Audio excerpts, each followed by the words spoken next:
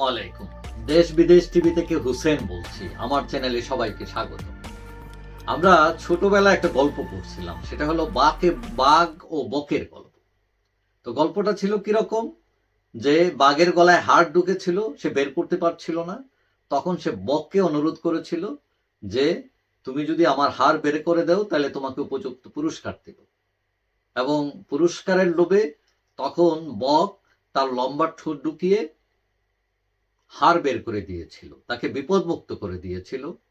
কিন্তু হাড় বের করার পর বাঘ কি বলল, পুরস্কার যখন চাইলো বক, তখন বলল যে আমার গলায় যে তুমি তোমার মুখ ঢুকিয়েছো, ঠোঁট ঢুকিয়েছো, সেটাই তো তোমার পুরস্কার, যেটা তো বড় সাহস তুমি ঢুকিয়েছো, তোমার আবার কি পুরস্কার।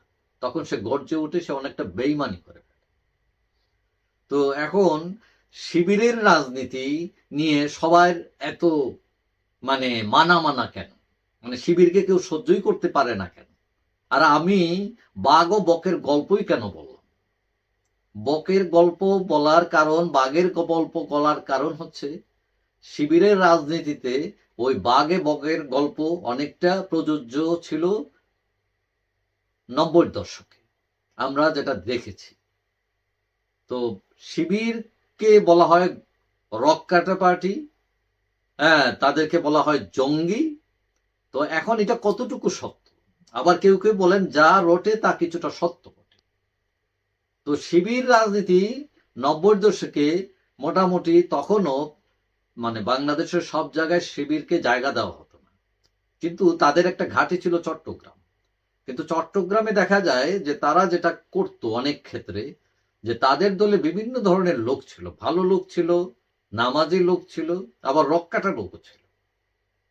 তো এখন তারা ওই গ্রামের যে সাধারণ গরিব ছেলে পেলে আসতো, কলেজে পড়তো, ইউনিভার্সিটিতে, এদেরকে তারা অনেকটা মগজ ধুলাই দিত, বা ইসলামের কথা বললে সবাই একটু নরম হয়ে যেত। তারপরে তাদেরকে দলে টেনে তারা ওই বিভিন্ন ধরনের কুমফু কারাতে শিক্ষা দিত, আত্মরক্ষার কথা বলে। তারপরে তারা হয়তো তাদেরকে এমনভাবে বোঝাইতো যে এই লোকটা হলো ইসলাম বিরোধী, একে মেরে ফেললে তো সুতরাং ব্যাস পাওয়া যাবে, টিকেট পাওয়া যাবে, এই ধরনের একটা অবস্থা। এবং অনেক হত্যাকাণ্ডের সাথে জড়িত শিবির। ওই যে আছে শিবির নাসির।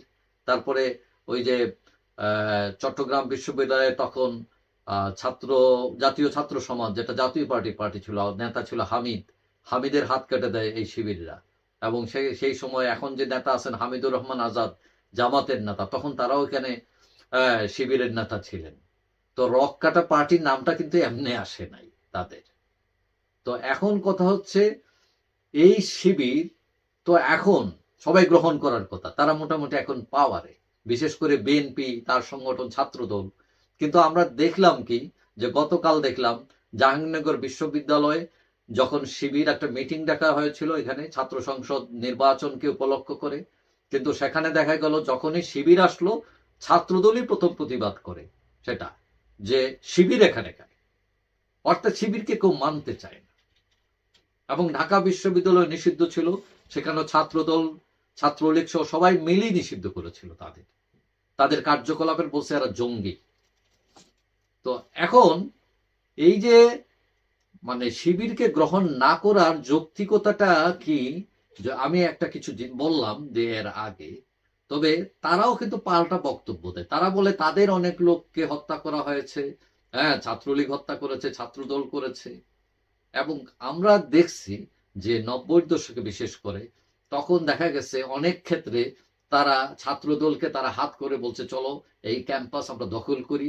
হ্যাঁ, এবং দেখা গেছে যে ছাত্রলীগকে মাইরা টাইরা তারা দখল করে ফেলছে, ছাত্রদল এবং ছাত্রলীগ। পরবর্তীতে দেখা যায় তারা ওই ক্যাম্পাস দখল করে আবার ছাত্রদলকে মেরে বের করে দিচ্ছে, ওই যে বাঘ ও বকের গল্পের মতো। কাজ শেষ হয়েছে, ইউ গো, ইউ আউট। এবং সেই কারণে ছাত্রদলও তাদেরকে আর পছন্দ করে না বিশেষ ক্ষেত্রে। এটা ছাড়া আরেকটা কারণ আছে, সেটা হলো যে অনেকেই মনে করেন যে জামাত হলো স্বাধীনতা বিরোধী শক্তি, এবং বিএনপির অনেক নেতা আছেন যারা মুক্তিযোদ্ধা, মুক্তিযুদ্ধের পক্ষের শক্তি। এই কারণে তাদের সাথে রাজনীতি করতেও অনেকে ইতস্তত করেন, আনকমফোর্ট ফিল করেন। তো এই সব কারণে অনেকেই মানে শিবিরকে আর দেখতে পারেন না, তাদের সাথে আন্দোলন করতে চান না, মানে একটা অ্যালার্জির মতো। কিন্তু আমরা দেখলাম এই 2024 এসে জামাতে ইসলাম বিশেষ করে নতুন ভাবে দাঁড়িয়েছে। তারা যেসব বক্তব্য দিচ্ছে, বিশেষ করে তাদের আমির ডাক্তার শফিকুর রহমান, তিনি ওই যে আওয়ামী লীগকে ক্ষমা করে দেওয়া, তারপরে ওই যে সবাই ফ্যাসিস্ট বলে হ্যাঁ আওয়ামী লীগকে বকা দিতেছে, তিনি বলছেন না, তিনি তার পক্ষে নন। মানে এইভাবে বলা ঠিক না। মানে আল্লাহ হেদায়েত করলে তো তারাও আবার ফিরে আসতে পারে সুস্থ ধারায়। মানে কথাটা হচ্ছে এইরকম। অর্থাৎ তাদের রাজনীতিতে একটা পরিবর্তন লক্ষ্য করা যাচ্ছে বলে অনেকেই মনে করেন। আবার অনেকেই মনে করেন এগুলো হলো একটা ট্র্যাপ।